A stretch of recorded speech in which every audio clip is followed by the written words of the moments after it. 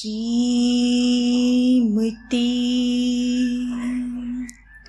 रामचंद्राय नमः।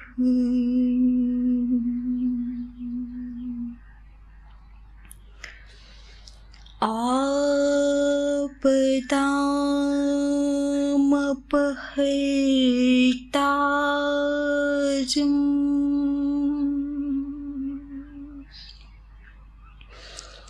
दातारम्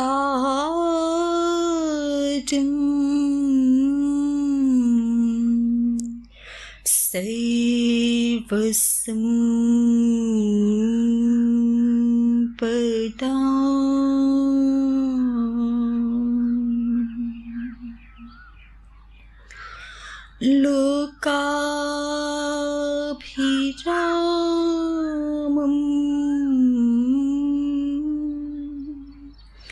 श्रीरामम्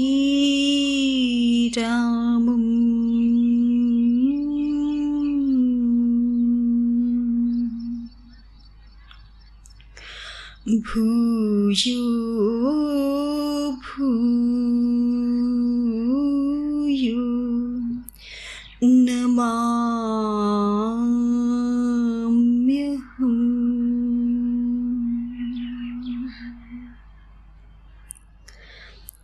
श्रीरामः शरणं समस्तजगताम् रामं विना का गतिः। रामेण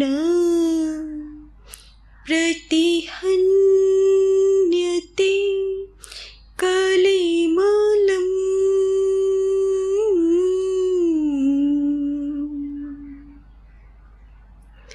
रामाय कार्यं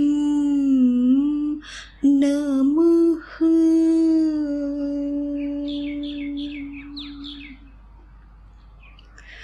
रामात्रस्यति कालभीम भुजगो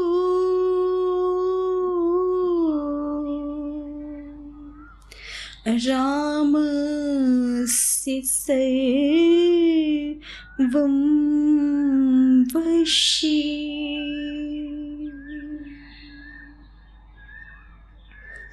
रामे भक्तिरखण्डिता भवतु मे। रामे भक्तिरखण्डिता भवतु मे। राम त्वमेवाश्रयः। राम त्वमेवाश्रयः।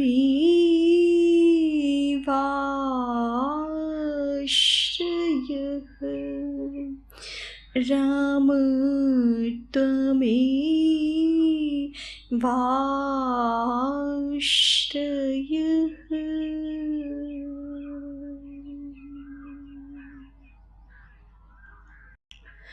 परम कृपा सिंधु परम भक्त वत्सल दिव्य गुणशील सन्निधान भगवान श्री राम जी की अव्यभिचारिणी विशुद्ध प्रेम रूपा भक्ति सदैव नित्य प्राप्त रहे। इसी भाव के साथ मानस जी का स्वाध्याय। मानस जी के स्वाध्याय में हम सत्संगति की महिमा का वर्णन देख रहे हैं गोस्वामी तुलसीदास जी महाराज जी के द्वारा जल चर थल चर नभ चर नाना, जे जड़ चेतन जीव जहाना। मत की रति गति भूति भलाई, जब जेहि जतन जहाँ जेहि पाई। सो जानब सतसंग प्रभाऊ, लोकहु वेद न आन उपाऊ। तुलसीदास महाराज जी वर्णन कर रहे हैं कि संसार में जहाँ कहीं भी जिस किसी भी मनुष्य ने जिस किसी भी यत्न से किसी भी बुद्धि विशेष को, ज्ञान विशेष को, यश कीर्ति विशेष को अथवा किसी भी प्रकार की सद्गति को, विभूति को पाया है, भलाई को प्राप्त किया है, हितता को प्राप्त किया है, सो जानब सत्संग प्रभाव, उसको सत्संगति का ही प्रभाव जानना चाहिए। लोकहु वेद न आन उपाऊ, ना तो लोक में और ना ही वेद में इसका अन्य कोई उपाय है। बिना सत्संगति के कोई विद्या विशेष, कोई ज्ञान विशेष, कोई सद्गति विशेष प्राप्त नहीं की जा सकती। बिनु सत्संग विवेक न होई, राम कृपा बिनु सुलभ न सोई। सत्संगत मुद मंगल मूला, सोई फल सिद्धि सब साधन फूला। बिनु सत्संग विवेक न होई, बिना सत्संग के विवेक नहीं होता है। और विवेक जिनके जीवन में नहीं होता, उनका जीवन फिर ठीक दिशा में नहीं चल पाता, क्योंकि विवेक कहते ही इस भाव को है। विवेक शब्द बना हुआ ही विचिर पृथक भावे, इस धातु से बना हुआ है। विवेक शब्द, उसका अर्थ होता है अलग करने का सामर्थ्य। तो हमारी बुद्धि जब विवेक से युक्त होती है तो धर्म को और अधर्म को अलग अलग देख सकती है, सत्य और असत्य का ठीक ठीक निर्णय कर सकती है। किसी परिस्थिति में हमारा क्या कर्तव्य है, क्या अकर्तव्य है, इसको ठीक ठीक जान सकती है बुद्धि, यदि विवेक से युक्त होती है।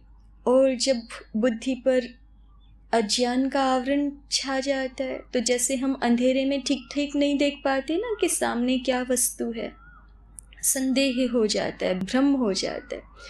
सूर्य का प्रखर प्रकाश हो, उज्जवल प्रकाश हो, तो सब वस्तुएं ठीक ठीक दिखाई पड़ती है ना।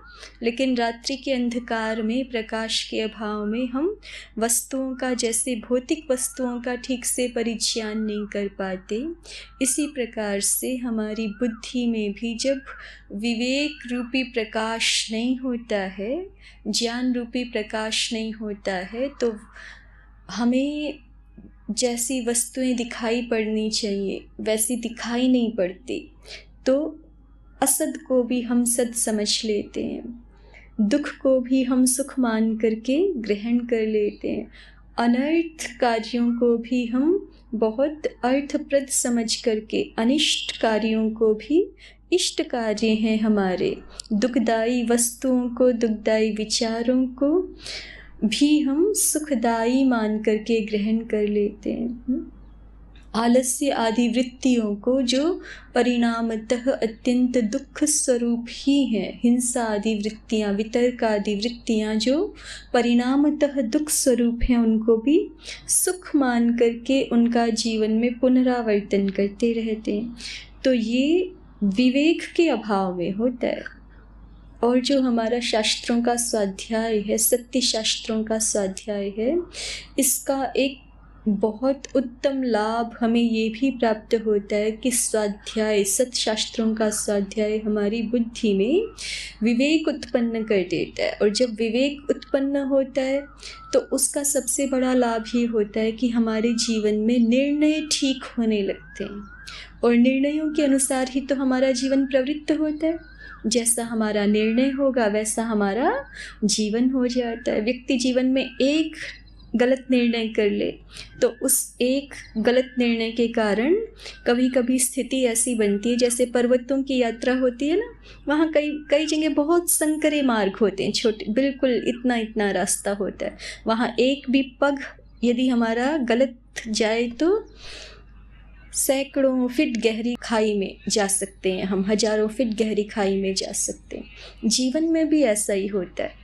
महापुरुष जन कहते हैं कि जो अध्यात्म के मार्ग पर चलना चाहते हैं, जो सन्मार्ग पर चलना चाहते हैं, उनको जीवन यात्रा में ऐसे ही सावधानी से चलना होता है जैसे मानो हम, जैसे कोई पर्वतारोही पर्वत की यात्रा करते समय सावधान रहता है, या जैसे पर्वतों के मार्ग पर जो चालक होते हैं वो गाड़ी को कितनी सावधानी से चलाते हैं। बहुत शार्प टर्न भी होते हैं ना पर्वतों में, बहुत तीव्र मोड़ होते हैं कई जगह पर, तो बड़ी सावधानी से चलाना पड़ता है। एक क्षण की भी असावधानता हुई तो फिर जहाँ खड़े थे वहाँ से हजारों फीट नीचे जा सकते हैं और शरीर नष्ट भी हो सकता है।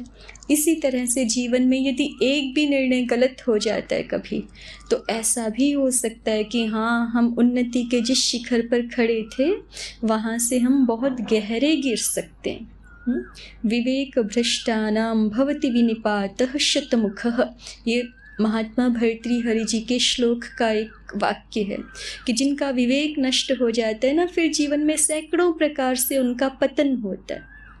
क्योंकि जब विवेक ही नहीं रहा तो निर्णय ही ठीक नहीं हो पाएंगे, निर्णय ही ठीक नहीं हो पाएंगे तो हमारा एक ठीक निर्णय हमें बहुत सद्गति को, बहुत उन्नति को भी प्राप्त करा सकता था, तो हमारा एक निर्णय हमारी वर्षों की मेहनत को बर्बाद भी कर सकने में समर्थ होता है। तो विवेक की इतनी बड़ी महिमा है, विवेक का इतना बड़ा महात्म्य है, इसलिए विवेक प्रतिक्षण विवेकवती बुद्धि होनी चाहिए, ऐसी पवित्र बुद्धि होनी चाहिए जो ज्ञान के प्रकाश से युक्त हो, उचित और अनुचित का निर्णय करने में समर्थ हो। तो ये बुद्धि, ये विवेक कैसे प्राप्त हो? तो गोस्वामी तुलसीदास महाराज जी कहते हैं कि ये तो सज्जनों के संग से ही प्राप्त होता है, साधु जनों के संग से ही विवेक प्राप्त होता है। उनके जीवन का जो एक पवित्र ऊर्जामय उनका जो एक आवरण होता है, उसमें जब हम प्रवेश करते हैं, उनके दिव्य प्रभाव में जब प्रवेश करते हैं, तो स्वाभाविक रूप से हमारी हृदय की, बुद्धि की सारी अपवित्रता दूर हो करके बुद्धि पवित्र होती है, निर्मल होती है और हमारा चित्त शांत होता है, विवेक धीरे धीरे जागृत होता है। तुलसीदास महाराज जी कहते कि बिना इसके, बिना सत्संग के विवेक प्राप्ति का कोई दूसरा उपाय है ही नहीं। बिनु सत्संग विवेक न होय। जो हम सद्ग्रंथों के स्वाध्याय से विवेक की प्राप्ति कह रहे हैं, वो भी सद्ग्रंथों का स्वाध्याय भी क्या है? सद्ग्रंथों का स्वाध्याय भी सत्संग ही है। जो महापुरुष पूर्व काल में हुए हैं, उनके साथ, उनके ग्रंथों का, उनके शास्त्रों का जब हम स्वाध्याय कर रहे हैं तो मानो हम उन्हीं का ही संग कर रहे हैं, उनके संग में काल व्यतीत कर रहे हैं।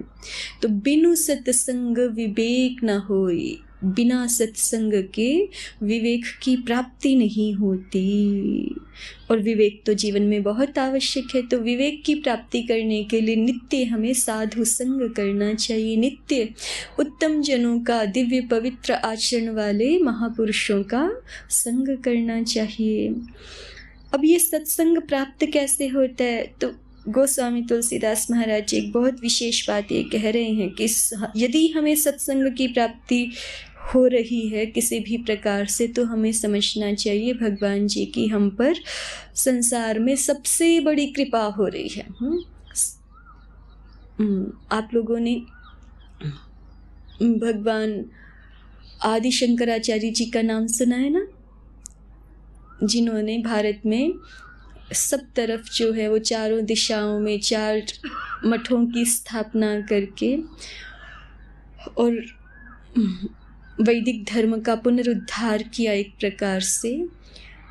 भगवान आदि शंकराचार्य जी कहते हैं कि इस पृथ्वी पर तीन ही दुर्लभ चीज़ें हैं जिनके लिए भगवान जी के अनुग्रह की ही आवश्यकता होती है, उनके अनुग्रह से ही वो प्राप्त होती है। त्रयमेव दुर्लभम में तत् दैव अनुग्रह हेतुकम। पृथ्वी पर तीन चीज़ें बड़ी दुर्लभ हैं जो देवाधिदेव श्री हरि की कृपा से ही प्राप्त होती है। तो उनमें से क्या क्या हैं? तो सबसे पहले गिनाया मनुष्यत्वम। कितनी सारी योनियां हैं ना, उनमें से मनुष्य योनि प्राप्त हो जाए, ये बड़े सौभाग्य की बात है।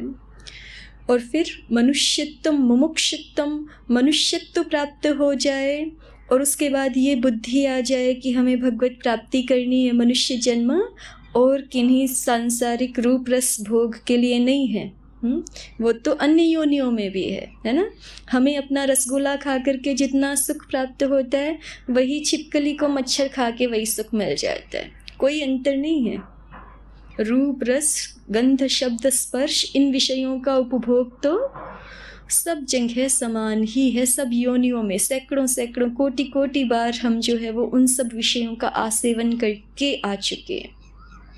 मनुष्य जन्म पाकर के भी उसी में फंसे रहे तो मनुष्य जीवन में और पशु जीवन में कोई अंतर नहीं है। फिर तो बस इतना रहेगा कि हमें मनुष्य देह तो प्राप्त हो गया, मनुष्यत्व वास्तव में प्राप्त नहीं हुआ। यदि मुमुक्षत्व नहीं हमें प्राप्त हो रहा है तो समझना चाहिए कि मनुष्यत्व अर्थात मनन का भाव, मननशीलता, वो भी हमें प्राप्त नहीं हुई। क्योंकि मननशीलता प्राप्त होगी यदि, तो निश्चित रूप से मुमुक्षत्व प्राप्त हो ही जाएगा।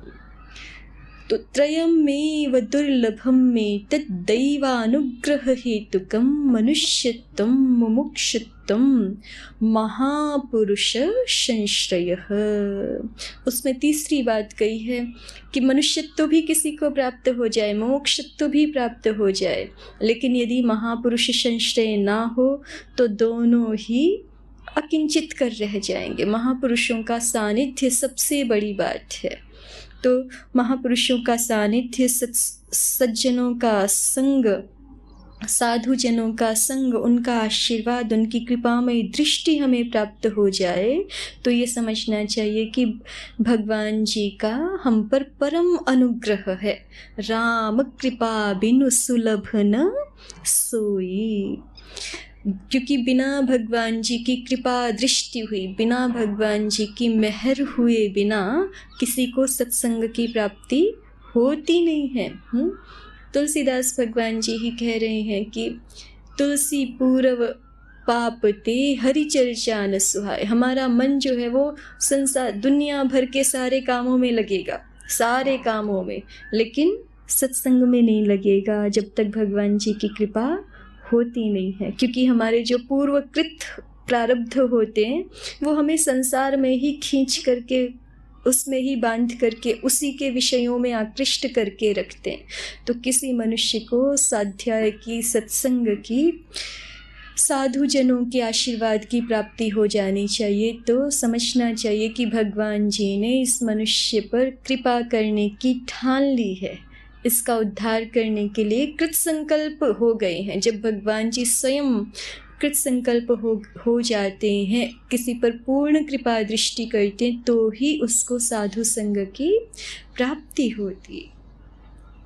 बिनु सत्संग विवेक न होई, राम कृपा बिनु सुलभ न सोई। सत्संगत मुद मंगल मूला, सोई फल सीधी सब साधन फूला। सत्संगत मुद मंगल मूला। जीवन में, मनुष्य जीवन में समस्त आनंद और कल्याण का मूल कारण यदि कुछ है तो साधुजनों का संग ही है। और तुलसीदास महाराज जी और हमारा एक और ध्यान दिला रहे हैं, सोई फल सिद्धि सब साधन फूला।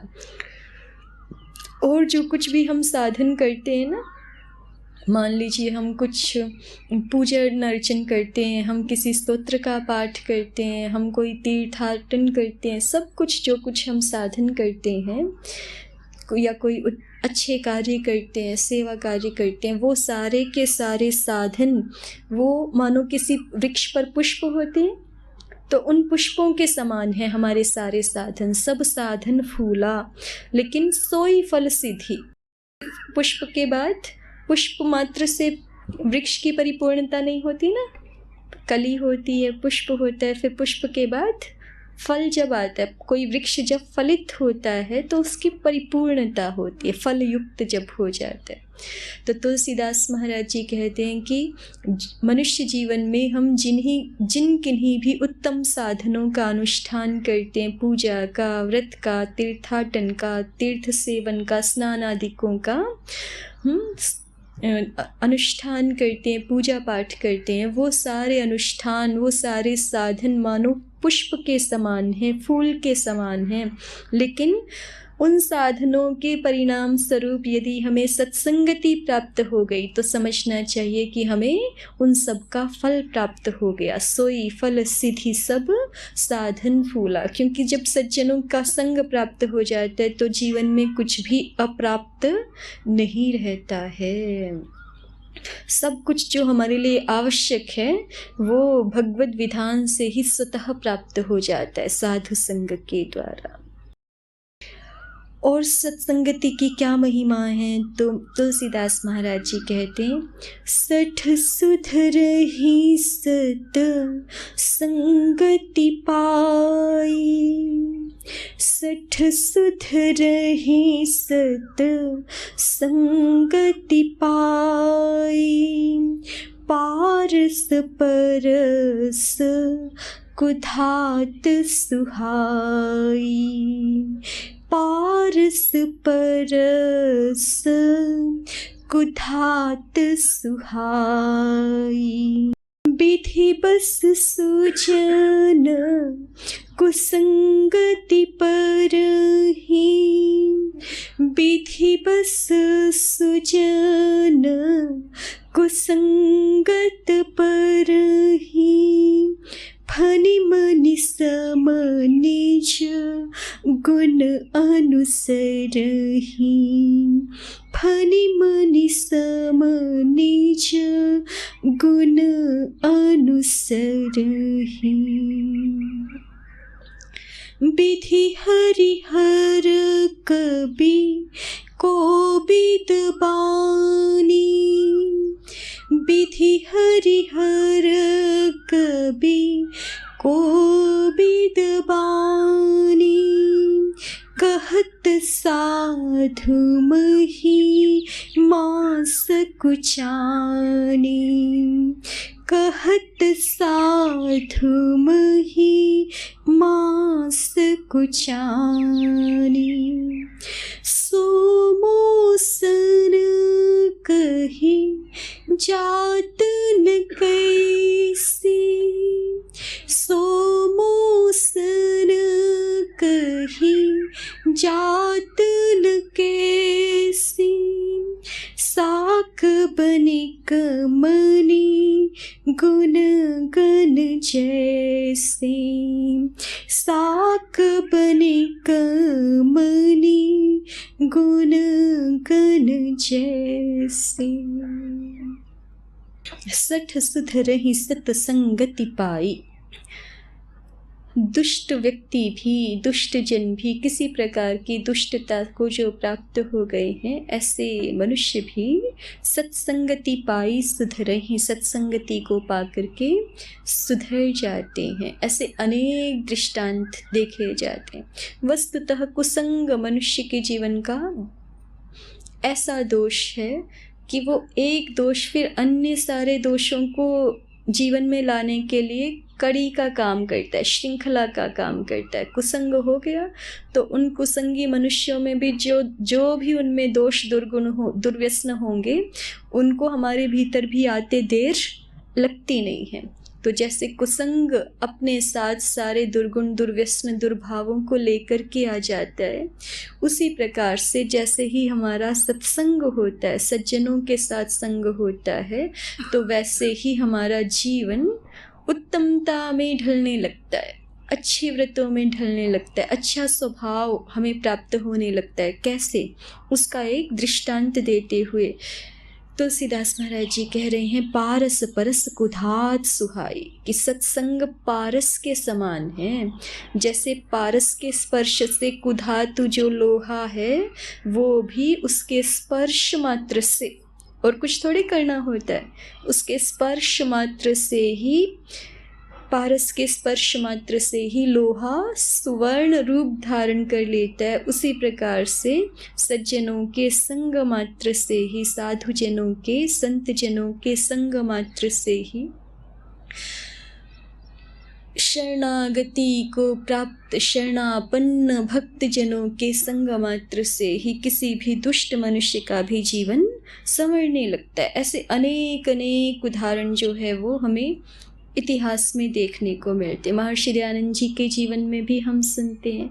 एक अमीचंद नामक व्यक्ति थे, बहुत अमीर परिवार के थे, दुर्व्यसनों में फंस गए थे। सब प्रकार के कुसंग से सब प्रकार के दुर्व्यसन आ ही जाते हैं। मद्यपान भी करते थे, है ना, और जो है वो एक तरह से अपनी पत्नी को छोड़ रखा था, घर पर भेज दिया था, और जो है वो शराब ही सजा के रखते थे, और जो है वो इधर उधर अन्य स्त्रियों के पास भी चले जाते थे। सब माने वही है, विवेक पतिता नाम भवति विनिपातः शतमुखः। विवेक जब नष्ट हो जाता है, कुसंग जब हो जाता है, तो एक ही गलती पर थोड़े ठहरता है मनुष्य, फिर तो हर प्रकार के दोष जीवन में आ जाते हैं। ऐसे थे, लेकिन जो है गाते भी बहुत अच्छे थे। तो महर्षि दयानंद जी जब सब जगह घूम घूम करके पूरे भारत में भ्रमण करते हुए अलग अलग स्थानों पर सत्संग करते थे, प्रचार करते थे, लोगों को जीवन अपना अच्छा बनाने के लिए प्रेरित करते थे, भगवत भक्ति के लिए प्रेरित करते थे, उत्तम शिक्षा ग्रहण करें, स्वराष्ट्र को पुनः प्राप्त करें, स्वातंत्र्य को पुनः प्राप्त करें, ऐसे लोगों में जागरण करते थे।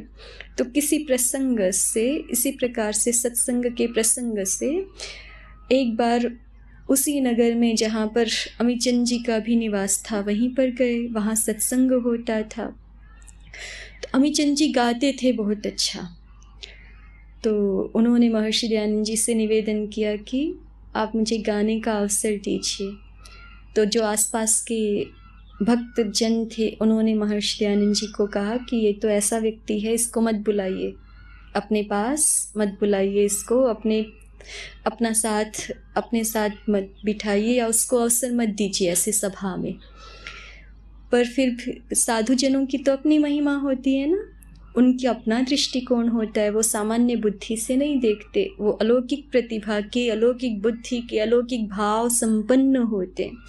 तो महर्षि दयानंद जी ने सब कुछ, जैसे पास वाले व्यक्ति कह देते हैं ना, भाई ये अच्छा व्यक्ति नहीं है, इसको मत जो है वो अपने पास आने दो, या इसको मत आगे बढ़ाओ।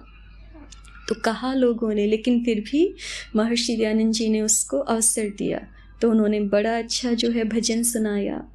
फिर दूसरे दिन फिर आए, फिर निवेदन किया, तो फिर बहुत अच्छा भजन सुनाया।